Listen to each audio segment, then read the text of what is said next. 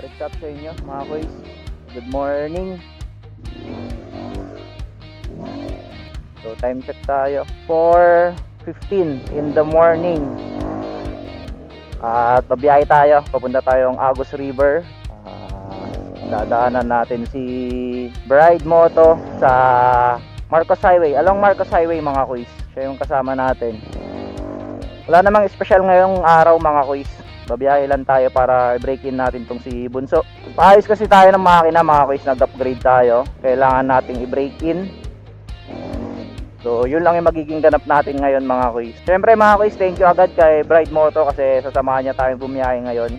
Medyo malayo-layo rin yun mga kuys, mga nasa 120 kilometers din yung layo nito mula dito sa ating bahay.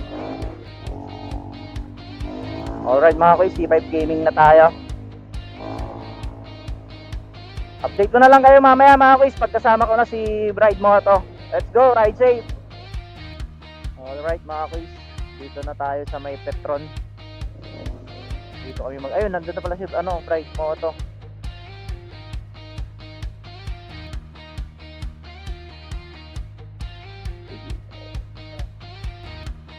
Nagpagas ka na ba? Oo. Papultang na lang din ulit ako.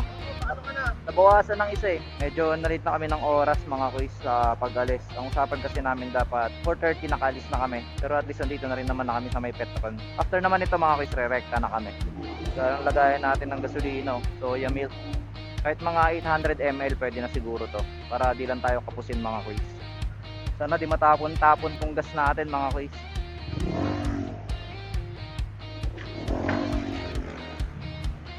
So mga kuys, si Bride Moto parang third time niya nang pupunta ngayon sa Agus River mga kuys. So siya na yung pinagtrangko natin.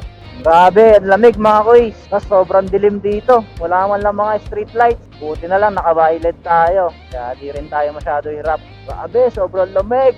At dito na nga nangyari ang hindi inaasahan. Nasa bandang Sampaloc na nga kami nang biglang naghagok at namatay ang makina ni Ampon. At pagkatingin ko, ito na ang nangyari. Tagas yung langis.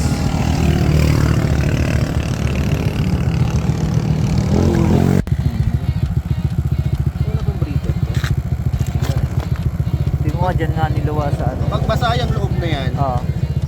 Basa. dito niya niluwa. Basa nga. Sa mga oras na ito ay naghihintay na lang kami ng binok namin na lalamove pauwi ng bahay. Tagas langis na. Hanggang sa may sakay na namin si Ampon sa L300.